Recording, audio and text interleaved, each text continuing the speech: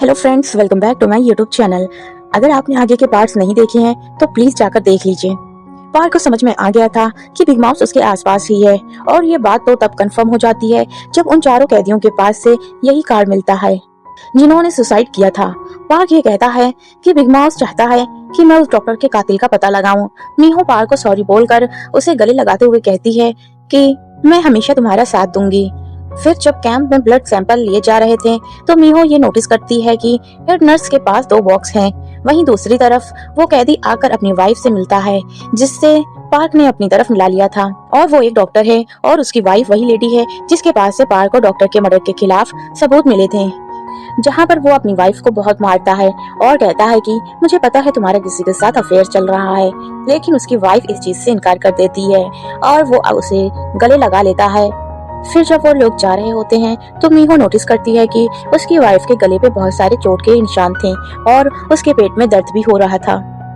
रात के टाइम में मीहो अपनी नाइट शिफ्ट करने हॉस्पिटल जा रही होती है। तभी उसके पास उसी लेडी ज्वेलर की कॉल आती है जो उससे कहती है कि मैं तुम्हें सारे सबूत बता दूंगी कि कहाँ पर है, लेकिन मुझे बहुत सारे पैसे चाहिए।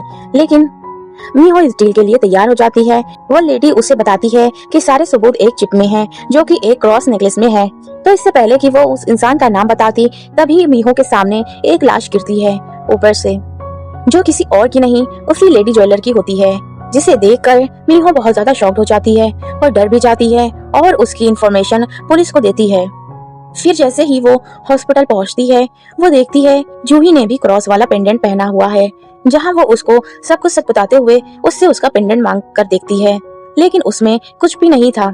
जूही उससे कहती है ये मुझे मेरी नानी ने दिया है, लेकिन फिर वहीं पर हम देख पाते हैं कि वहाँ एक और लेडी थी जिसकी हील्स दिखाई दे रही थी और वो कोई और नहीं बल्कि हेजिन है, यानी कि डॉक्टर हान की वाइफ जिसे पार्क टॉर्चर कर रहा था। फिर उसका पास्ट दिखाया जाता है जहाँ पर ये पता चलता है कि डॉक्टर हान अपनी वाइफ को बहुत मारते थे, तो इसलिए वो एक दिन घर छोड़कर भाग गई थी और बहुत बारिश हो रही थी। तभी वो एक गाड़ी से जाकर टकरा जाती हैं और ये गाड़ी किसी और की नहीं बल्कि उसी डॉक्टर की थी जिसका मर्डर हुआ था।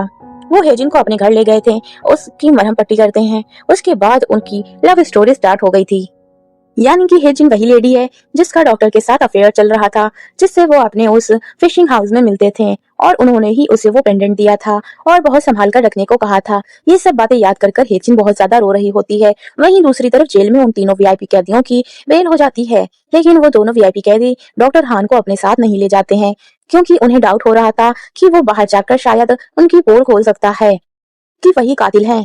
जहां पार्क भी उन्हें वार्न करता है लेकिन वो लोग नहीं मानते हैं, तो सारे कैदी सोचते हैं कि यहाँ पर पार्क हार गया है और वो अब उन दोनों के साथ में जाकर मिल जाते हैं। और यहाँ पर पार्क अकेला हो गया था, उसके साथ सिर्फ उसका दोस्त जेरी रह गया था।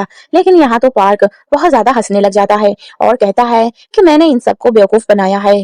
दोनों कैदी यहाँ से चले जाते हैं, लेकिन डॉक्टर हान वहीं रह जाता है, जहाँ पर डॉक्टर हान को लग रहा था कि शायद अब पार्क उसे नहीं छोड़ेगा। लेकिन यहाँ तो पूरा केस उल्टा ही हो जाता है क्योंकि गैंगस्टर कैदी और उसके साथ ही उसे मारने लगते हैं क्योंकि उन्हें गोंगजू ने डॉक्टर हान को खत्म करने के लिए बोला था।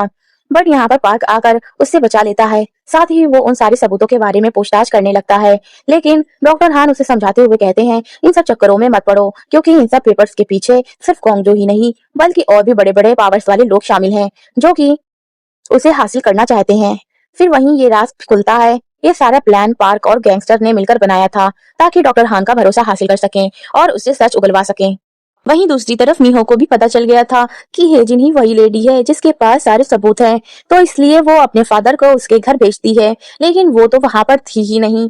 तभी वहां पर अचानक से एक कैंसर पेशेंट की हालत बहुत ज्यादा खराब हो जाती है। जब मीहो वहां जाकर देखती है तो बहुत ज्यादा शॉक्ड होती है क्योंकि हेड नर्स वहीं पर थी और वो उसे बचाने की कोशिश भी नहीं करती है, उसकी हेल्प के लिए आगे बढ़ती है। लेकिन हेड नर्स उससे कहती है कि डीएनआर ऑर्डर के अकॉर्डिंग हम इसे नहीं बचा सकते हैं।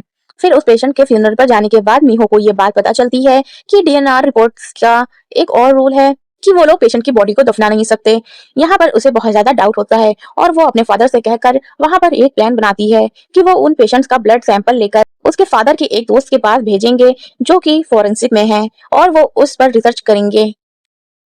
लेकिन जैसे ही वो ब्लड सैंपल लेकर वापस आ रही होती है तभी उस पर कोई अटैक कर देता है। वो उसे बस मारने ही वाला होता है, पर तभी वहां पर मेयर पहुंच जाता है और वो उसे पकड़ने की कोशिश भी करता है, लेकिन वो बंदा वहां से भाग जाता है। मियो भी मेयर को सब कुछ सच बता देती है कि उसका क्या प्लान है, क्योंकि यही एक ऑप्शन था जिसके जरिए वो डॉक्टर के मर्डर और इस हॉस्पिटल में हो रहे मिस्ट्री का पता लगा सकते थे।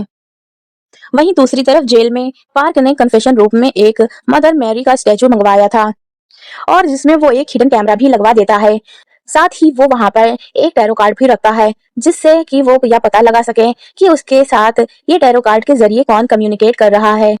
और उसके बाद उसे बिग माउस का भी पता चल जाएगा। लेकिन रिकॉर्डिंग चेक करने के बाद वो ये जानकर हैरान हो जाता है कि वहां से कार्ड किसी और ने नहीं बल्कि जेरी ने उठाया है।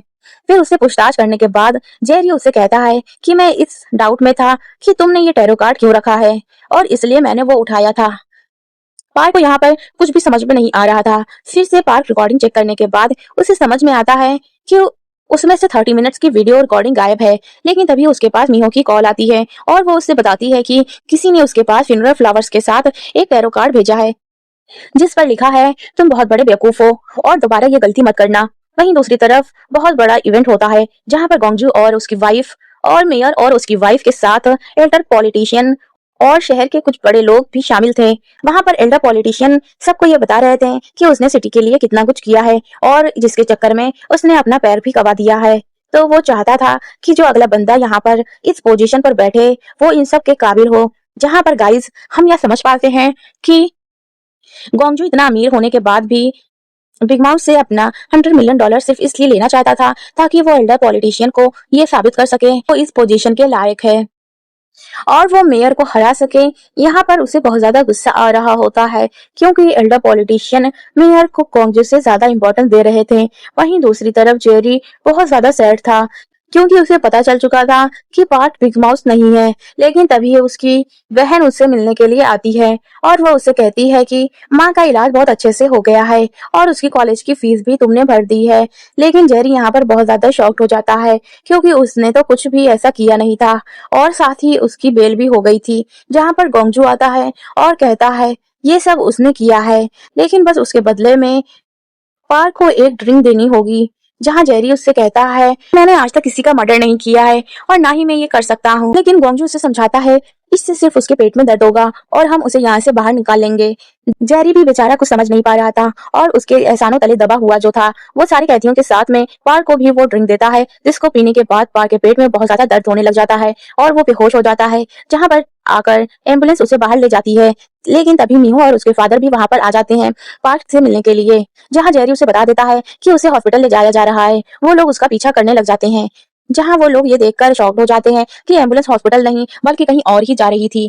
फिर उसके बाद वो गाड़ी से एम्बुलेंस को रोककर सोल्जर से रिक्वेस्ट करके पार्क को हॉस्पिटल ले जाते हैं और वहां पर उसे एडमिट करते हैं। जहां पर एक आदमी आता है और बेहोशी की हालत में पार्क का अंगूठा डील के पेपर्स पर लगवा लेता है और उसे ले जाकर गोंगजू को पकड़ा देता है। जब पार्क को होश आता है तो मीहो उससे मिलने के लिए आती है और यहाँ पर पार्क भी समझ गया था जो ड्रिंक उसे जेरी ने दी थी उसमें कुछ ना कुछ मिला हुआ था। मीहो पार्क से कह रही थी सब कुछ जल्दी ही ठीक हो जाएगा। फिर जब हॉस्पिटल से डिस्चार्ज होने के बाद पार्क वापस से जेल में जा रहा होता है तो वो ये नोटिस करता है कि ये रास्ता तो जेल का है ही नहीं, क्योंकि उसे कहीं और से ले जाया जा रहा था। पार्क यहाँ पर काफी अलर्ट हो जाता है, लेकिन सब यहाँ मिलकर उसे बेहोशी का इंजेक्शन लगा देते हैं और उसे उठाकर मेंटल हॉस्पिटल ले जाते हैं, जहाँ पर ऑब्वियस बात है कि अब उसे टॉर्चर किया जाएगा। आगे की स्टोरी जानने के लिए हमारे चैनल को सब्सक्राइब करें और बेल आइकन को प्रेस कर दें ताकि कोई भी नोटिफिकेशन आप मिस ना करें, और साथ ही मुझे इंस्टाग्राम पर फॉलो जरूर करें। मिलते हैं नेक्स्ट वीडियो में, तब तक के लिए bye. Thanks for watching, see you soon.